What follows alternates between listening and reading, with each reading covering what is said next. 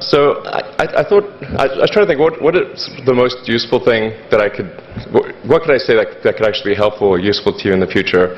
And I thought I'd perhaps tell the story of how I sort of came to be here. How did some of these things happen?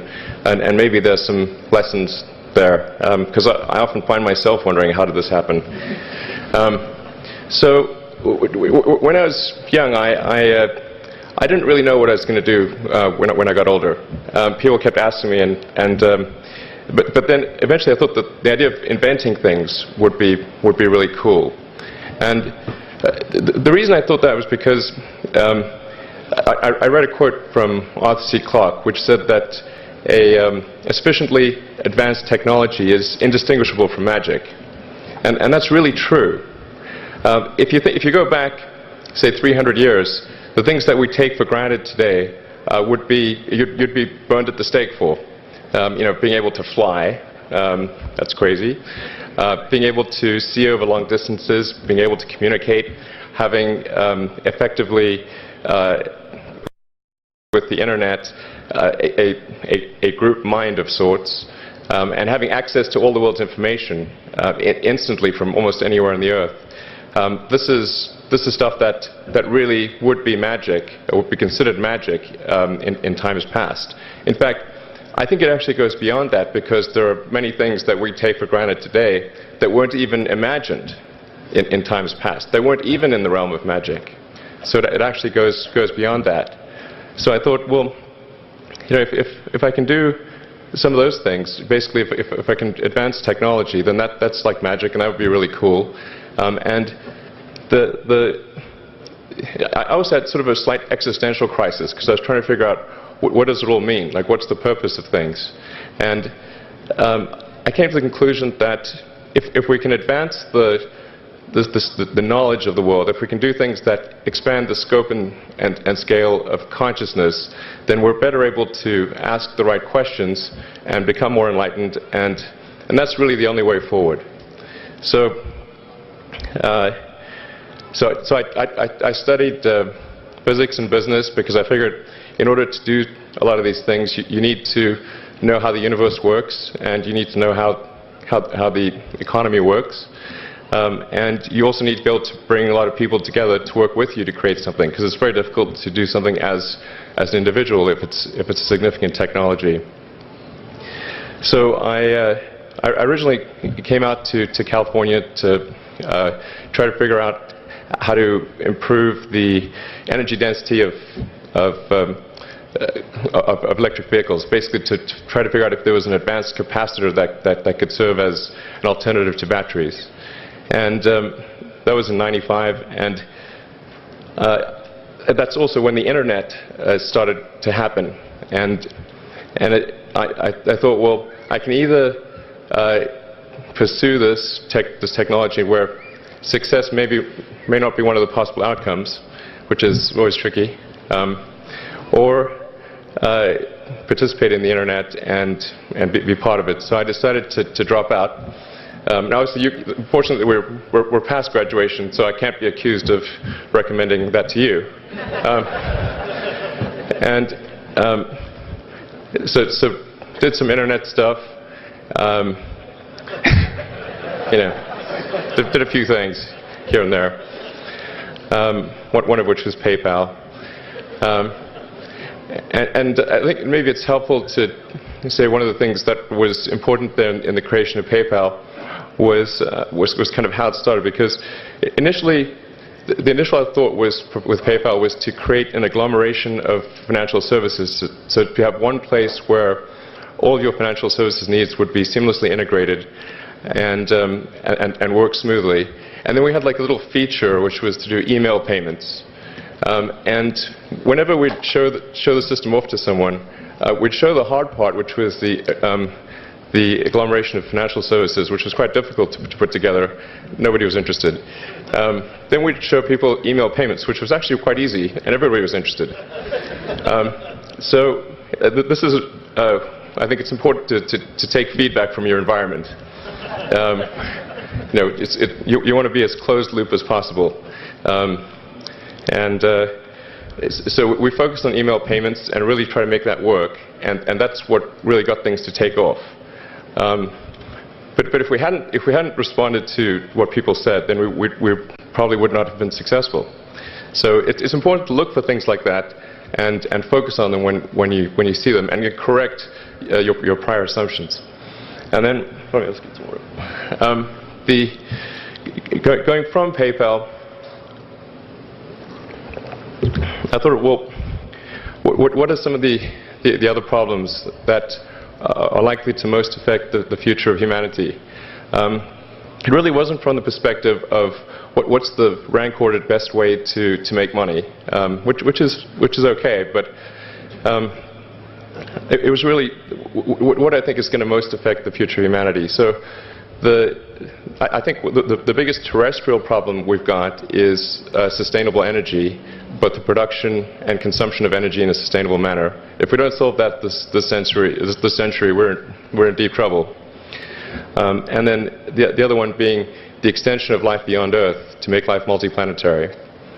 So that's the basis for the latter is the basis for SpaceX, and the former is the basis for Tesla and Solar City. And when I started SpaceX, initially I thought that, well, there's no way one could possibly start a rocket company. I wasn't that crazy. But then I thought, well, what is a way to increase NASA's budget? That was actually my initial goal. So I thought, well, if we can do a low-cost mission to Mars, something called Mars Oasis, which would land seeds with seeds and dehydrated nutrient gel, and you hydrate them upon landing, and then you'd have this great sort of money shot of green plants on a red background, and the public tends to respond to precedents and superlatives, and this would be the first life on Mars, the furthest that life's ever traveled, as far as we know. And I thought, well, that would get people really excited, and therefore increase NASA's budget. So obviously, the financial outcome from such a mission would probably be zero. So anything better than that was on the upside. So I actually went to Russia 3 times to look at buying a refurbished ICBM. Because that was the best deal. And I can tell you it was very weird going there in late 2001, 2002, going to the Russian rocket forces and saying, I'd like to buy 2 of your biggest rockets, but you can keep the nuke. That's a lot more. And that was 10 years ago, I guess, so they thought I was crazy, but I did have money, so that was okay. And after making several trips to Russia, I came to the conclusion that actually my initial impression was wrong about because my initial thought was, well, that there's not enough will to explore and expand beyond Earth and have a Mars base and that kind of thing. But I came to the conclusion that was wrong. In fact, there's plenty of will, particularly in the United States, because the United States is a nation of explorers, of people who came here from other parts of the world. I think the United States is really a distillation of the spirit of human exploration. So, but if people think it's impossible, then, or it's going to completely break the federal budget, then they're not going to do it. So after my 3rd trip, I said, okay, well, what we really need to do here is try to solve the space transport problem, and started SpaceX. This was against the advice of pretty much everyone I talked to. One friend made me sit down and watch a bunch of videos of rockets blowing up. Let me tell you, he wasn't far wrong. It was tough going there in the beginning because I'd never built anything physical. I mean, I'd built like little model rockets as a kid and that kind of thing, but I'd never had a company that built anything physical. So I had to kind of figure out how to do all these things and bring together the right team of people, and so we did all that and then failed 3 times. it was tough going. Because the thing about a rocket is that the passing grade is 100%. You don't get to actually test the rocket in the real environment that it's going to be in. So I think the best analogy for rocket engineering is like if you want to create a really complicated bit of software, you can't run the software as an integrated whole, and you can't run it on the computer it's intended to run on. But the first time you put it all together and run it on that computer, it must run with no bugs. That's basically the essence of it. So we missed the mark there. The first launch, I was picking up bits of rocket near the launch site. It was a bit sad. But we learned with each successive flight, and were able to, eventually with the fourth flight in 2008, reach orbit. And that was also with the last bit of money that we had. So thank goodness that happened. I think the saying is fourth time's the charm. So we got the Falcon 1 to orbit, and then began to scale that up to the Falcon 9, which is about an order of magnitude more thrust. It's around 1 million pounds of thrust, and we managed to get that to orbit, and then developed a Dragon spacecraft, which recently was able to dock and return to Earth from the space station. That was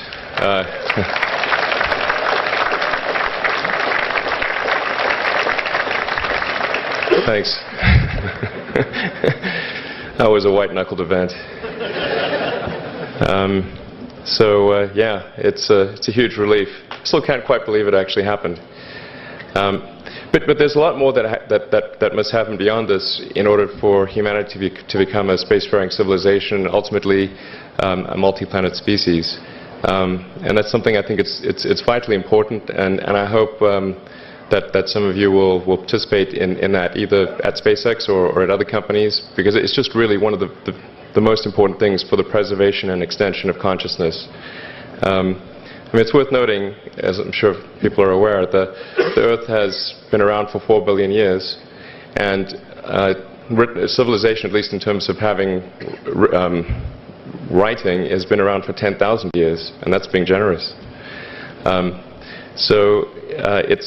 It's really somewhat of a tenuous existence that civilization and consciousness, as we know it, has been on Earth. And I think I'm actually fairly optimistic about the future of Earth. So I don't want to sort of people to have the wrong impression that I think we're all about to die.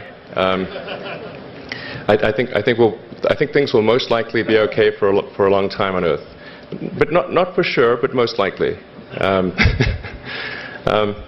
But even if it's sort of 99% likely, a 1% chance is still worth spending a fair bit of effort to ensure that we've backed up the biosphere, planetary redundancy, if you will. And so I think it's really quite important.